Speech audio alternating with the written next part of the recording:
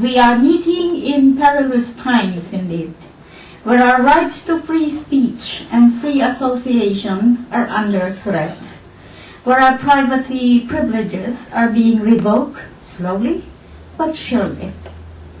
Who knows, perhaps in 5 years or so, we will no longer be able to meet this way, to discuss provocative ideas safely.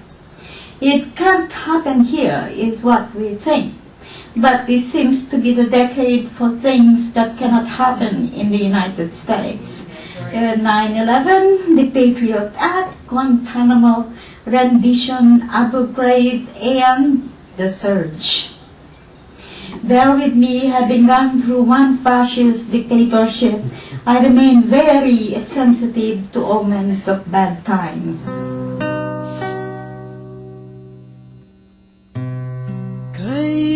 Ba ang mga Maria Clara, mga huli at mga sisa? You don't have the freedom of assembly, freedom of speech, freedom of the press, and anything that you do that is against the government, that they deem against the government, you can be imprisoned for it. My countrymen, as of the 21st of this month, I signed Proclamation number 1081, placing the entire Philippines under martial law. Article 7, Section 10, Paragraph 2 of the Constitution provides, and I quote, "The President shall be Commander-in-Chief of all the armed forces of the Philippines, and whenever it becomes necessary, he may call out such armed forces to prevent or suppress lawless violence, invasion, insurrection, or rebellion." In 1972, when Marcos declared martial law, I was one of those picked up, and I spent 6 months in a detention center. Detention is a euphemism for imprisonment. The night before my release, they killed a woman. The first killing that was done inside the detention center. Of course, it's gotta be a woman. Her name was Liliosas. She was killed in the detention building right across from where I was detained. And two soldiers, military guys, had raped her, and when she threatened to complain, they poured muriatic acid down her throat. You know, muriatic acid was used in the place to clean the bathrooms. One of the detainees came up to me and whispered, "They killed her. They killed the girl." I said, "What?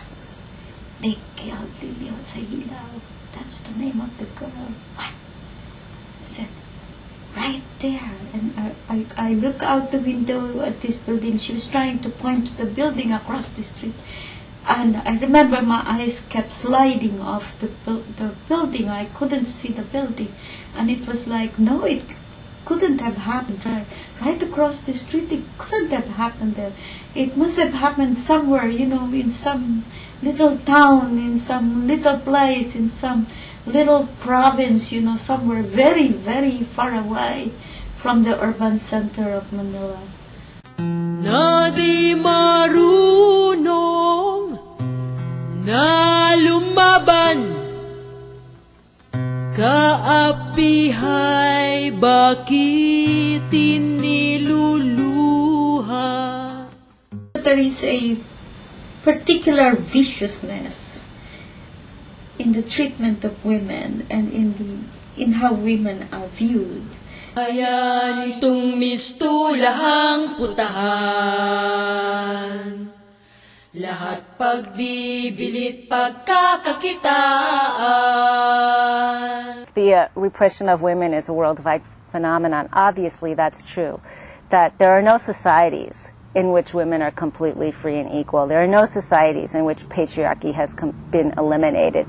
Lumulubog sa sariling kahihiyan, pagkat lagi nang nakabaon sa utang. Kaisipa'y binebenta. The other example I would give is Palestine, where there are over 500 women political prisoners right now. And certainly when we're talking about the world, or when we're talking about freeing women, we have to talk about the situation of women in Palestine, the Philippines, Iraq. The role of women, both in the Philippines and Latin America, is just mostly like the basic rights. And so where are my children? I'm here to protect my children. I'm here because not some theoretical framework of like, we need like a Marxist revolution. It's almost like, well, we need land, we need food, we need shelter. Say wherever there is struggle, there's repression. The two go hand in hand, which is why any like social movement that wants to change society has to take responsibility for those who are oppressed and repressed. There have to be movement. There are always going to be political prisoners. There are always going to be women political prisoners. And any movement worth its anything has to take responsibility to fight against repression and to support those who are put in jail or disappeared or killed or whatever. There's such a seduction of the despair, right? That, and I think that in this particular moment, what is so absent is that there's so few visions being put forth. So when I talk about being fed by Ninotchka, it's that she's speaking in such plain language. Anybody could have understood what she's saying. But what she's saying is that we cannot afford not to hope for the future, right? Because what's so remarkable is that I think what they've robbed us of in a very like self-disciplinary kind of way, like nobody has to tell us to do this anymore. But it's this, especially in academic culture, I think it's this amazing fear to put forth a proposition. Like, I want the dehumanization of people to stop. And I want to see people have dignity in their lives. There are things that connect us, that must connect us if we're going to stand against these massive macro structures of oppression. Right? Kasama y compañeras, sisters and brothers, it is through our oppression, pain, and suffering that we are mere images of one another. A war is being waged on our bodies, our lands, and our nations, from supply and demand for the rise of command of imperialist name brands and U.S. military stations. Sensationalism of insatiable visions of too many males impels and impels our struggle for true equality. Barbie idolatry leading us to Barbie ideologies, leaving us out to die from eating disorders and or sweatshop occupations. So now, where are the warriors that we once were? Where is Gabriela who fought alongside Diego? Where is Malinche? All of whom drove out the Spanish when Uncle Sam was on his way to hand you NAFTA and to me APEC. Cause both Presidents Estrada and Cedillo got American dog collars around their necks, trained to sit, heal, and stay. Well, today, let me tell you, she is in the Subcomandante Ramona. She is in Ca Juliet. She is the peasant woman whose basic rights have gone unmet. She is engaged in tribal warfare against a fascist regime in the Cordilleras. She is down the street from here celebrating her quinceañera. She rallies in Nickerson Gardens, is picking asparagus up in Stockton, and not too far away, she organizes strawberry workers in Watsonville. She works in the factories and in the sugar mills below minimum wage. She is sitting in the audience, she's performing up on stage. She is chanting Imperialismo y Bagsak. She is chanting EZLN, and she is forwarding the revolution, breastfeeding 2 babies and still holding up half the sky. And that is why, my kasama y compañeras, sisters and brothers, it is through our histories and eventual victories that we are mirror images of one another.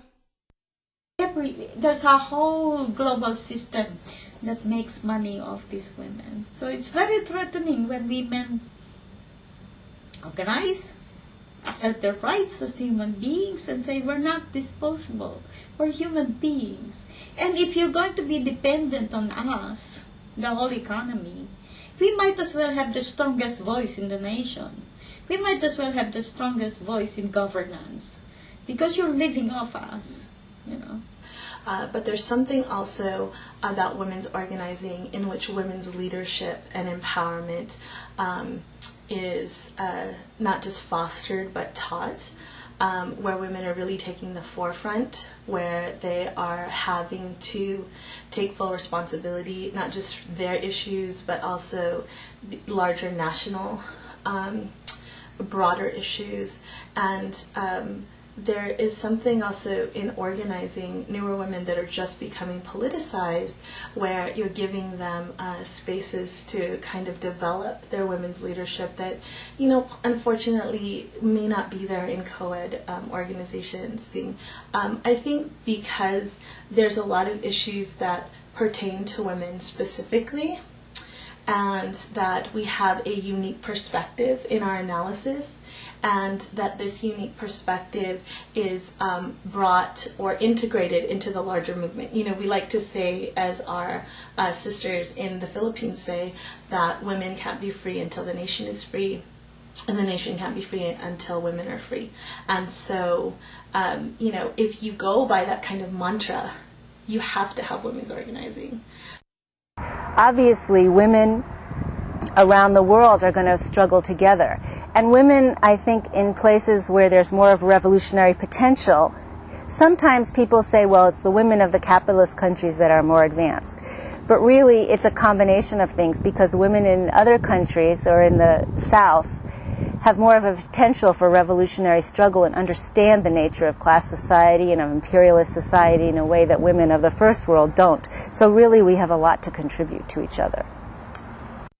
And I think when people say, do you have hope, you have to say, number one, you have hope. Number two, you make your own hope.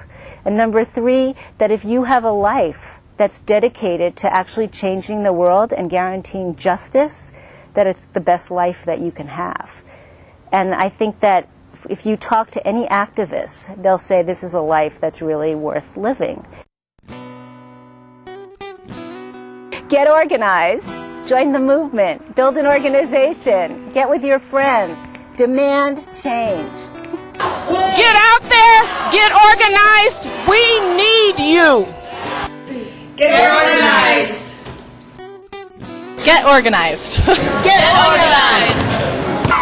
We are here with all of you, the workers, the students, the youth, and the women, to say the women are here and we are not going anywhere! Ang ating isip ay buksan at lipunay pag-aralan. Paano nahubog ating isipan at ang gabing tayo'y mga libangan. Mga babae, ito nga ba'y kapalaran? Bakit ba mayroong mga Gabriela, mga Teresa at Tantang Sora, na di umasa sa luhat awa? Sila'y nagsipaghawak ng sandata, na kilaban ang bitin ay lumaya. Bakit ba mayroon mga Lisa, mga Liliosa at mga Lorena, na di natakot makibaka, at ngayon'y marami ang kasama? Mga babae, ang bitin ay lumaya. Ang ating isip ay buksan at lipunay pag-aralan. Paano nahubog ating isipan at ang gabing tayo'y mga libangan. Mga babae, ito nga ba'y kapalaran? Bakit ba mayroong mga Lisa, mga Liliosa at mga Lorena, na di natakot makibaka, at ngayon'y marami ang kasama?